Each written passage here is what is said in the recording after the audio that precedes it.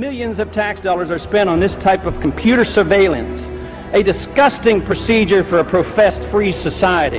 They're overstepping the bound. Just the other day, they walked into somebody's house. They suspected he was a drug dealer. He was using his automatic selector, and then police marched in, and they said it looked like a gun after they killed the man. In America! Is that what America's all about? I'd say no. We want privacy. Less government for individual liberty, get the government off our backs, a more sensible foreign policy. I'm very disappointed that so far in this Congress we have not yet seen any sincere effort to cut any spending. There's something wrong here that could and should be adjusted with decreased spending, not raising taxes, and not further robbing the Social Security Trust Fund. The more we threaten, the more we intimidate, the more we want to bomb people, the more we're leading into another fiasco like Vietnam. We trade with Vietnam now. That's a much better way than trying to impose our will on Vietnam by going over there and dropping bombs. So I would say that this just points out again that we have a very, very poor foreign policy in the Middle East. I wish the Congress would address the unconstitutionality of presidents waging war. That, to me, is a lot more serious than Monica Lewinsky, let me tell you. The corporations are in bed with the government. Peace and harmony can never be achieved by bombs and intimidation.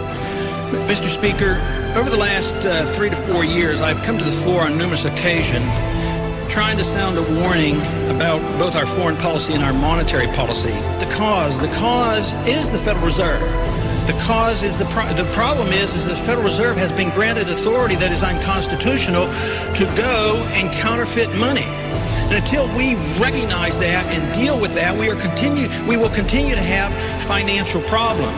I do not see any reason whatsoever to take young men and young women and send them 6,000 miles off to a land to attack a country that has not committed any aggression against this country. War is not popular. People get killed and body bags end up coming back. I don't want anybody's legs shot off for some reason that is not justified and it's not a declared war. I think that should be the litmus test of everybody in this country and everybody over on the Hill, too. If this war is worth fighting, are you willing to go and lose your legs, lose your life, or send your kids or send your grandkids? Will our country become freer, richer, safer, and more peaceful? Or will we continue to suffer from lost civil liberties, a stagnant economy, terrorist threats, and an expanding war in the Middle East and Central Asia?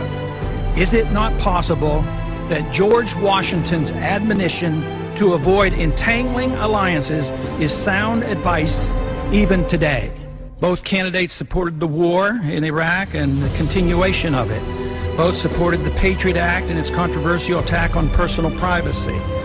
The true patriot will repeal the Patriot Act, is what they will do. Both candidates supported increased spending in almost all categories.